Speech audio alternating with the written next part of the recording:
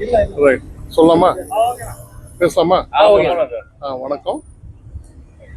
மாண்புமிகு முதலமைச்சரின் பிறந்த நாளை ஒட்டி மிக அருமையாக நாங்கள் இந்த கெனால் டீசில்டேஷனை நாங்கள் வந்து துரிதப்படுத்திருக்கோம். இந்த மான்சூனுக்கு முன்னாடியே நாங்கள் வேலையை ஆரம்பிச்சிருக்கோம்.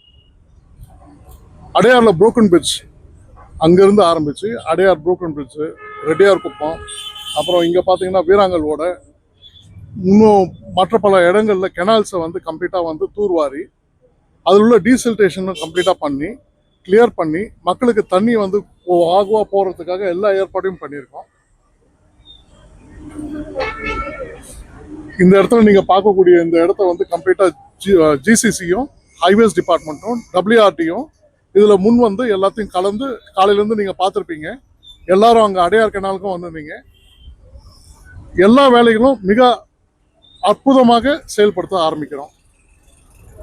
ஸோ தலைவர் மாண்புமிகு முதலமைச்சர் அவருடைய சார்பில் உங்களுக்கு நன்றியை தெரிவிச்சுக்கிறோம். வணக்கத்தை. அந்த அடையார் மண்டலத்தில் வந்து பார்த்தீங்கன்னா தூய்மை பணியாளர்களுக்கு முறையான பாதுகாப்பு உபகரணம் வந்து கொடுக்கப்படுறாங்க.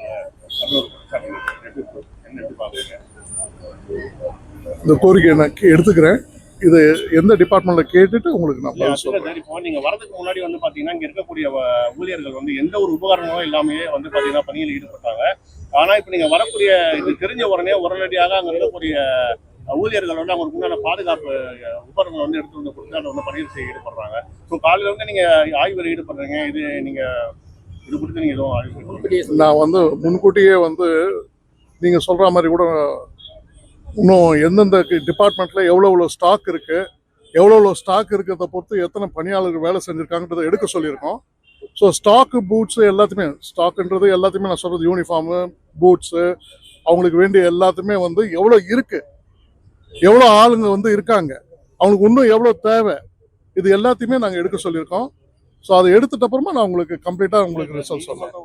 இது போன்ற பணிகளில் வந்து தூய்மை பணியாளர்கள் எந்த ஒரு அவசரமும் இல்லாமல் ஈடுபடுத்தக்கூடாதுன்னு சொல்லிட்டு, ஆனால் இதுக்கு முன்னாடி நிதிகளை வந்து ஏன் மாநகராட்சி வந்து மேலும் ஈடுபடுத்தல? இதுல எல்லா ஸ்டாக்கும் இப்போ இவர்கிட்ட சார் வந்து எல்லா ஸ்டாக்குமே நம்ம கொடுத்துருக்கோம். அதுக்கு உண்டான எல்லா வித டாக்குமெண்ட்ஸும் இருக்கு கொடுத்துருக்கிறதுக்கு.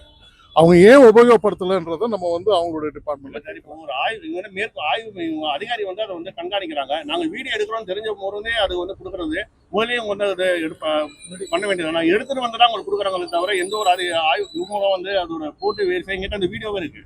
அவங்க அது மாதிரி பண்ணி செய்யக்கூடிய வீடியோ இருக்கு. நாங்கள் வீடியோ எடுக்கிறோம் தெரிஞ்சிட்டு பிறகுதான் வந்து இந்த மாதிரி பணிகள் ஈடுபடுறாங்க. ஸோ அவங்க தூய்மை பணியாளர்களோட பாதுகாப்பு நமக்கு முக்கியம் தானே. ஏன்னா இறங்கி பணிக்கு செய்யக்கூடியவர்கள் அவர்கள் டிசீஸ் செய்யறாம அவங்களெல்லாம் பரவக்கூடிய நிலைமை இருக்கும் போது இதுல ஏன் மெத்தனை போட்டா இருக்காங்க இந்த பணி அதிகாரிகள்? நம்ம கோரிக்கை உங்களுடைய இதுவை நீங்க சொல்லியிருக்கீங்க. இது என்னன்றதை நான் மேற்கொண்டு என்னன்றதை பார்க்குறேன் சார். இப்போ அதே போல வீராங்கல் பார்த்தீங்கன்னா அது வந்து ஓப்பன் கால்வாய். அப்படி இருந்தும் இப்போ பார்த்தீங்கன்னா நிறைய கடைகள், வணிக வளாகங்கள்லாம் பார்த்தீங்கன்னா இந்த பக்கம் வருது.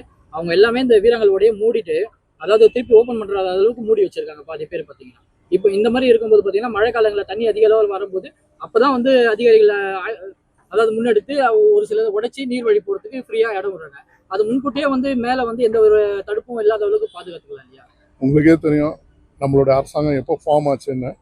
ஸோ எத்தனை வாட்டி நான் இங்கே வந்திருக்கேன்றது இங்கே இருக்கிற மக்களுக்கு நல்லாவே தெரியும். ஸோ வந்து நம்ம ஆய்வு நடத்தி கொண்டு இருக்கோம். இதை எப்படி என்ன பண்ணணுன்றத அந்தந்த டிபார்ட்மெண்ட்டில் உட்காந்து நிறைய பேசின்னு இருக்கோம். உரிய முறையில் உங்களோட கோரிக்கைகளையும் அவங்களோட மக்களோட இதையும் நிச்சயமாக நிறைவேற்ற பார்க்குறோம்.